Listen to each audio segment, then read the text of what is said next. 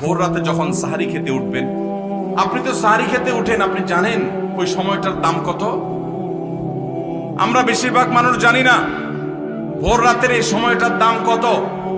আরে ভাই, এই সময়ের দোয়া 1 মিনিটের দোয়া অন্য সময়ের 100 মিনিটের সমান না। অন্য সময়ের 100 মিনিটও এই ভোর রাতের 1 মিনিটের সমান না।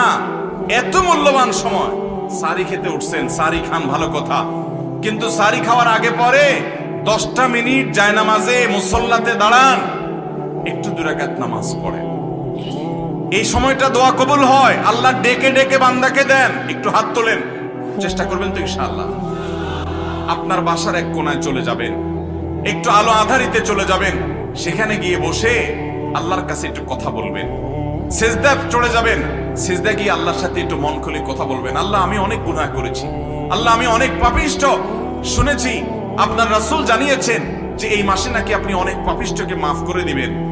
আল্লাহ, আপনি নাকি অনেক জাহান্নামে যাদের নাম চলে গেছে জাহান্নামী তালিকাভুক্ত, তাদেরকে মুক্ত করে জান্নাত দিয়ে দিবেন, আপনি নাকি ওয়াদা করেছেন। আল্লাহ, আমাকে একটু তাদের মধ্যে শামিল করে দেন। আল্লাহ, আপনি দিলে আপনার কোনো অভাব হবে না। আল্লাহর সাথে একটু কথা বলা, মুনাজাত করা ভোর রাতে করার চেষ্টা করবো তো ইনশাআল্লাহ। ঘরের এক কোনায় চলে যাবেন, সাহারিটা আগে আগে খেয়ে শেষ করবেন, আজানের এখনো 15 মিনিট বাকি।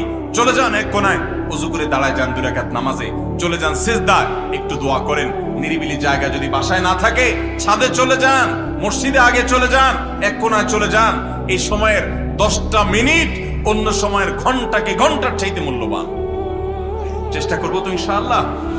ভাইরা আমার, সিয়াম আমাদেরকে হারাম ছাড়ার প্রশিক্ষণ দেয়। সিয়াম আমাদেরকে বলে তোমার যা মনে চায় তা করতে পারবা না।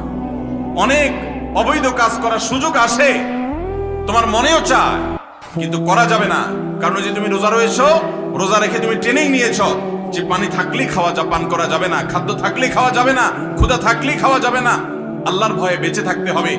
এই বিষয়টাকে সামগ্রিক জীবনে অ্যাপ্লাই যেন করি, সেই শিক্ষাটাই রমজানের রোজা আমাদেরকে দেয়। আল্লাহ আমাদেরকে সেই শিক্ষা গ্রহণ করার তৌফিক দান করুন।